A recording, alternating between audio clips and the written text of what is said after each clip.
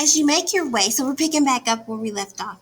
As you make your way through the muddy streets, you hear the sound of church bells. They ring out to sound the hour and to call people to church. You have just caught a glimpse of a town in Europe during the late Middle Ages. So you see the rustle and bustle of the market town, and this is the late Middle Ages. So during this Renaissance time, okay. In the early part of the Middle Ages, most people lived in the countryside. Between the years 1000 and 1350 CE was fueled by trade towns and towns began to grow. Now, new jobs emerged, and as a result, more and more people left the countryside to live and work in towns. With its growth in trade, an increased number of people became involved in commerce or business. As a result, a class of people called the middle class grew in importance. Merchants and craftsmen were part of the middle class. Towns grew as the middle class created successful businesses and therefore jobs. Some merchants became rich and influential members of town communities. To protect their businesses, merchants established guilds in towns throughout Europe. Guilds were organizations made up of merchants. Guilds controlled wages as well as the price and quality of the goods the merchants sold. Not only did the merchants thrive, so too did skilled craftsmen such as carpenters, paper makers, glass makers, and blacksmiths. Skilled craftsmen were also important members of town communities. They made and sold their goods in the towns in which they lived and worked. Just like merchants, skilled craftsmen protected their businesses by forming guilds. Only highly skilled craftsmen were invited to join their guilds.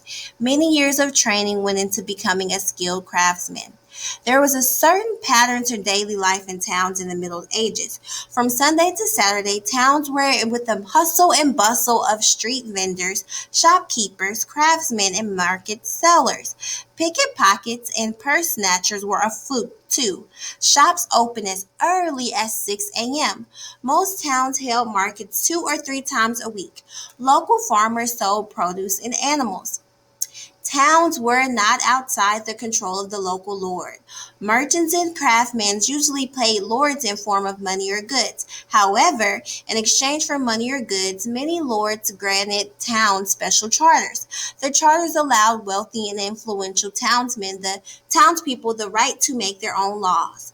Over time, this new decision-making process changed the feudal system. With a growing economy, a banking system began to develop.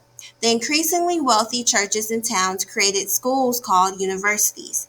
Places such as Oxford and Cambridge in England and Paris in France became important centers of learning. So, boys and girls, this is a background information just of life and how it would be to live during the Middle Ages in this medieval time. So, crazy is that at the end, we just heard about colleges and things. So, it was a hustle and bustle. So, you imagine going when you at the mall and you just see people coming and going. So, this is their life during that the market time, the market, and just how the government and how things and charters and things like that.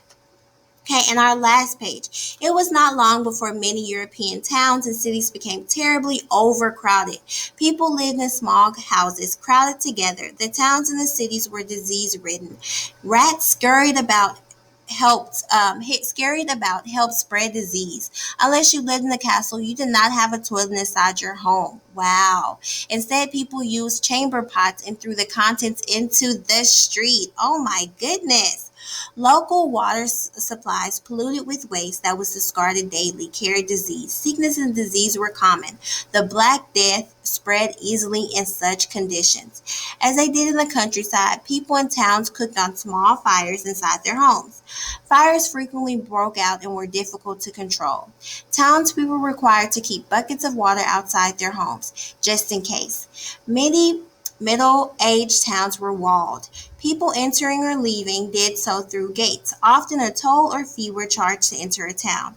A toll collector stood at the gate to collect the fee. The tolls were either paid in money or goods. Gates were designed to keep criminals out, or if necessary to lock criminals in so they could be caught. There were no organized police force, but instead, we're going to stop right here, boys and girls.